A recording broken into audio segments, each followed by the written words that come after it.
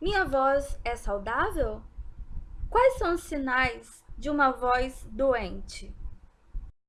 Vou listar apenas alguns dos sinais de uma voz doente, que são rouquidão, dificuldade na emissão de fonemas e palavras, ou seja, falhas durante a emissão vocal, sensação de cansaço, fadiga vocal, né?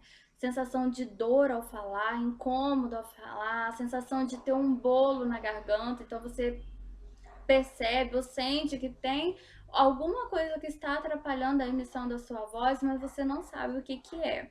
Também a qualidade é instável, hora ela tá boa, hora ela não tá, e fica variando durante o dia. De manhã ela acorda boa, aí vai passando com o tempo, ela vai piorando até chegar ao final do dia e você está praticamente sem voz. Também é a mudança repentina na frequência e na intensidade da voz. Também alguns casos apresentam pigarro, tosse seca e entre outras questões. Quando devo procurar ajuda de um profissional para cuidar melhor da minha voz? Se você é um profissional da voz, se você usa a sua voz como instrumento do seu trabalho, eu diria que você já deveria estar fazendo um acompanhamento com fono e também fazendo avaliações com otorrino. Por quê? É o seu instrumento de trabalho. Então, às vezes você não tem nenhum problema. Então, você vai como para receber orientação e para prevenir possíveis problemas na voz. Agora, se você já tem algum desses sintomas que eu mencionei no vídeo anterior, e esses sintomas permanecem por mais de 15 dias, você deve ir imediatamente procurar um otorrino e um fonoaudiólogo para fazer uma avaliação, para que eles possam avaliar e descobrir o que está acontecendo com sua voz e receitar qual seria a conduta mais indicada para o seu caso. Problemas vocais têm cura? Tem tratamento? Quais são? Essa pergunta é muito relativa porque depende do quadro do paciente, depende de cada paciente, depende se ele tem uma lesão que possa ser removida com a terapia ou não, se é cirúrgico ou não. Então, isso varia de caso para caso. O ideal é tá sentindo dificuldade, percebeu esses sintomas que eu mencionei, procura uma avaliação. Fazendo a avaliação, o médico e o fonoaudiólogo vão estar te orientando para saber qual é a melhor saída, qual é a solução para o seu problema.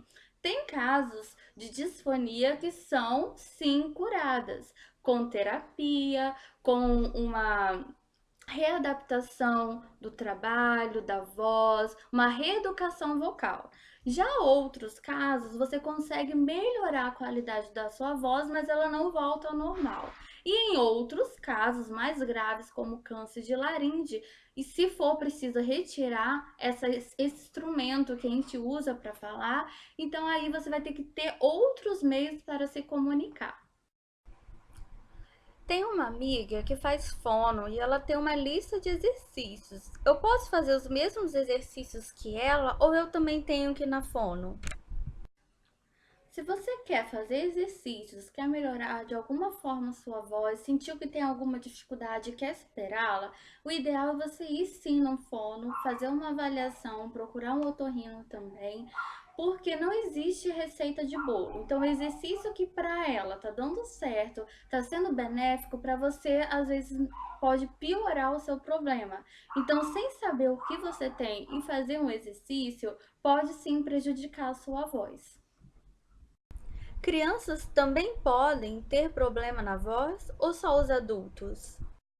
Qualquer pessoa em qualquer idade pode apresentar um problema na voz. Por isso é importante você conhecer sua voz, conhecer melhor o instrumento com que você usa para trabalhar, para se comunicar e entender quais são os cuidados para que você tenha uma voz sempre limpa e saudável. Por que os problemas vocais acontecem? Tem vários fatores envolvidos. Às vezes, a falta de informação sobre como cuidar da voz, o que eu posso, o que eu não posso fazer, de também conhecer esse instrumento que é o meu instrumento de trabalho, que são as estruturas envolvidas na fala e também na produção do som. Às vezes também o abuso vocal, então uma jornada de trabalho excessiva em que eu preciso usar minha voz durante o dia inteiro, chega à noite, ainda tem que conversar com a família, às vezes tem filhos pequenos e eu preciso estar usando essa voz mesmo cansada.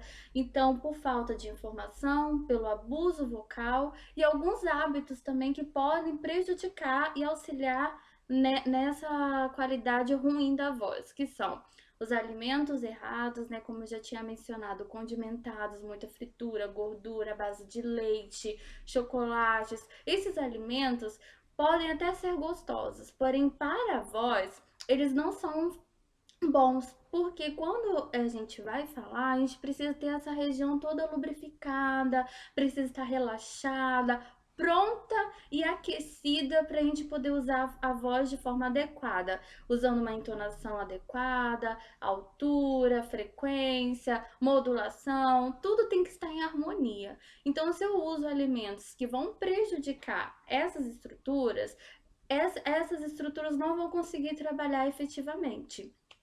Também o fumo prejudica bastante, porque ele pode trazer sérios problemas na qualidade da voz, principalmente da mulher. O homem também é prejudicado, mas a mulher é visivelmente mais notada, porque a voz dela fica muito grave, ela é confundida com homens no telefone, no caso do edema de Heinck, e em piores situações, quando é diagnosticado câncer de laringe. O álcool também faz mal para a voz. E também eu gostaria de ressaltar que vocês que têm a voz, essa voz está acompanhando vocês desde quando vocês nasceram.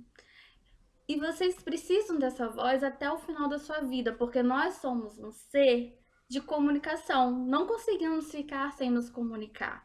Isso é algo natural, nosso. Então, se eu tenho esse instrumento, que mesmo que eu não seja um profissional da voz, mas eu tenho esse instrumento, o ideal é o quê? Cuidar, ser amigo da minha voz.